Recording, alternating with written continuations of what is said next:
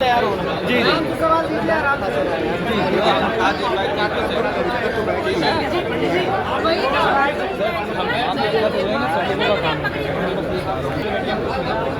तो हम लोगों को 5 मिनट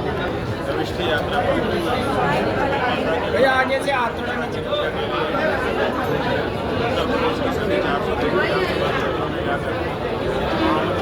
बात कर रहे हैं और उनको जल्दी करा रहे हैं आने वाले चुनाव में तो माता के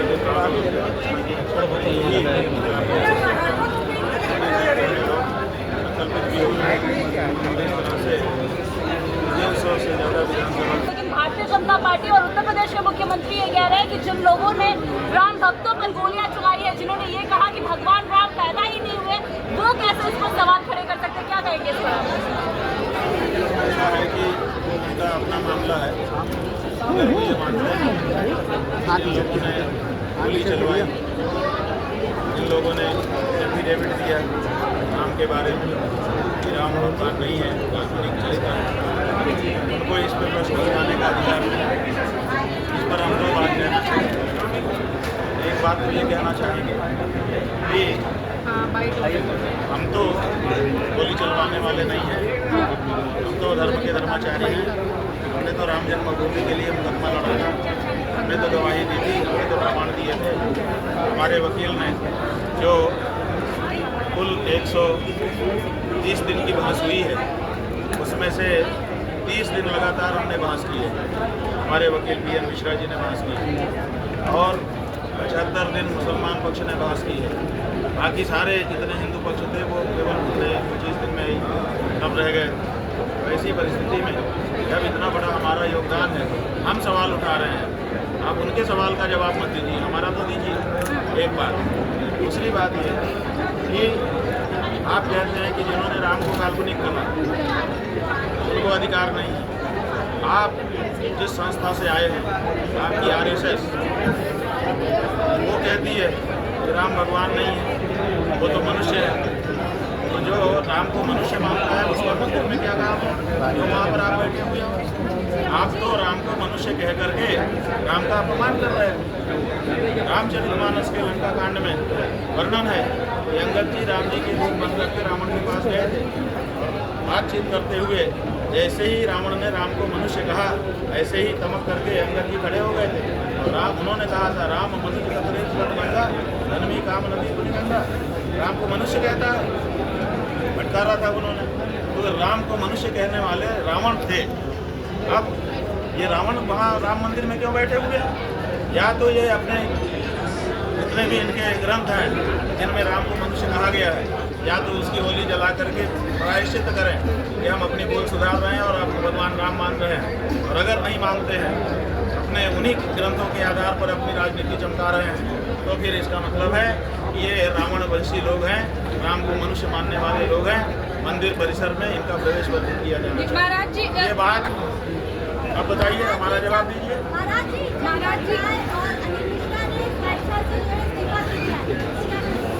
कैसे पता चला आपको किस इच्छा से? आपकी बात हुई उनसे? उनका इस्तीफा आपने देखा अपनी आंख से? महाराज जी, भारतीय जनता पार्टी आप लोग कुछ भी कहते हैं, उन्होंने अपने मन से दिया, ये कैसे प्रमाणित हुआ?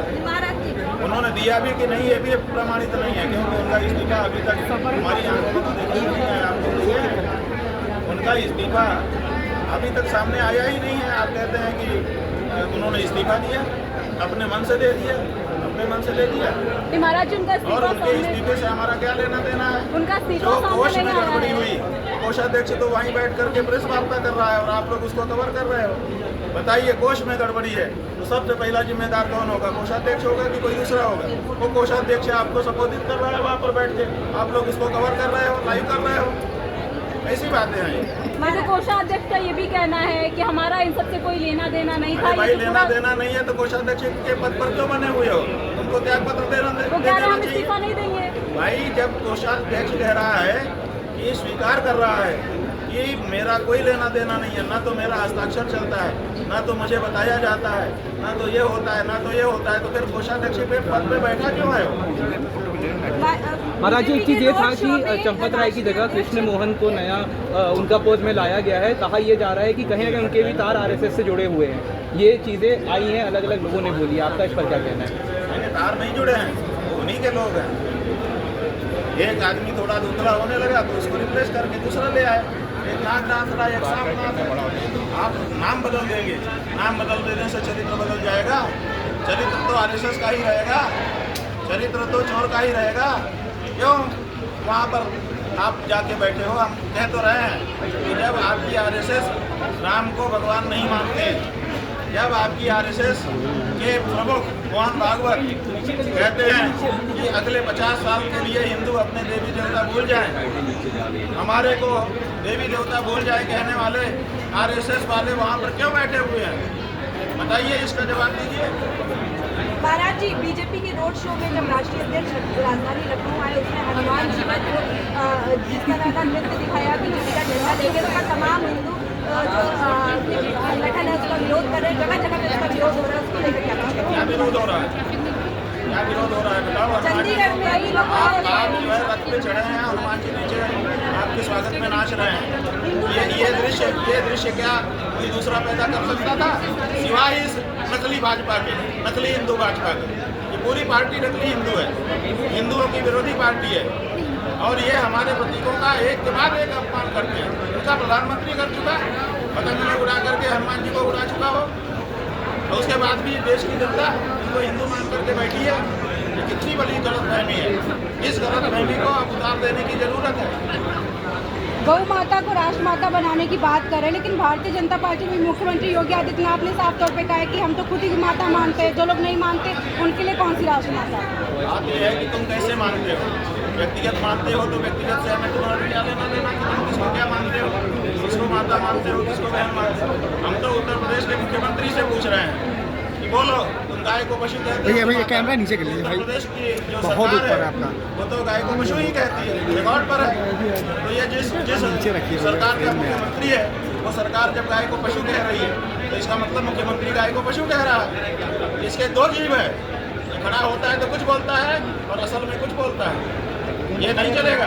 आपको एक तरफ होना होगा, या तो गाय को माँ कहिए या तो गाय को पशु कहिए। गाय को आप माँ कहेंगे, हम आपको गले लगाएंगे, और गाय आपको पशु कहेंगे, हम आपको धक्का मार के गिरा देंगे। अब तो मुस्लिम ये पक्ष हमारा भी कहीं ना साथ कहीं देना। साथ दे रहा है, मुस्लिम पक्ष आप भी साथ दे जो रहा है। है दोनों बातें एक साथ नहीं कर सकते कि गाय पशु भी है और माता भी है। ये नहीं चलेगा। आप